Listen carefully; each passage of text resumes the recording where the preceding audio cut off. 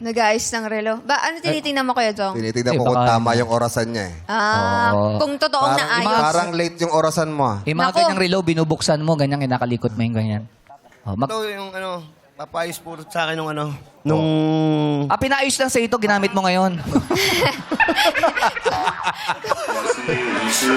Eh, syempre. Ganito. Hindi, tinatesting niya kung gumagana na. Ganito, sinabi mong ginamit mo yung nagpagawa sa'yo, Oo. anong napapanood ka niya, Oo. anong gusto mong Shoutout, sabihin shoutout sa mo kanya? muna, oh. Shoutout mo.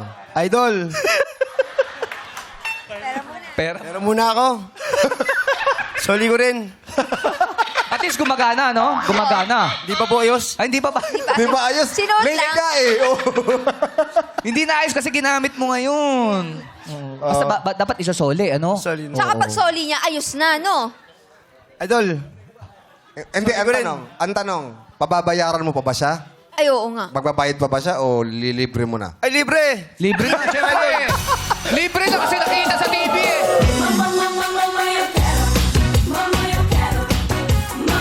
Sandali lang, Nel, ilang araw na ba sa iyan nung pinaayos sa iyo? Kahapon lang po. Ha? Kahapon. Kahapon lang. Oh, Mainit-init. kasi meron tayong ngayon, guest siya dito eh. Oo, kailangan fashion. Syempre, formado.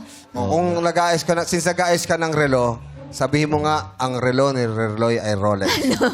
Ang relo ni Reloy ay Rolex.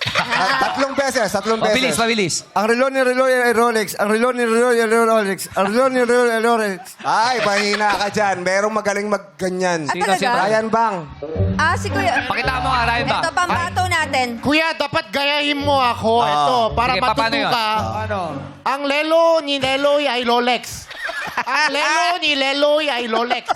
Ang lelo ni Leloy ay Rolex. Ang galing. Sadali lang ha. Merong R. Kaya nga, alam ko may R. Oh. Lahat may R. Oh, ang relo ni Reloy ay Rolex. R. Oo. R.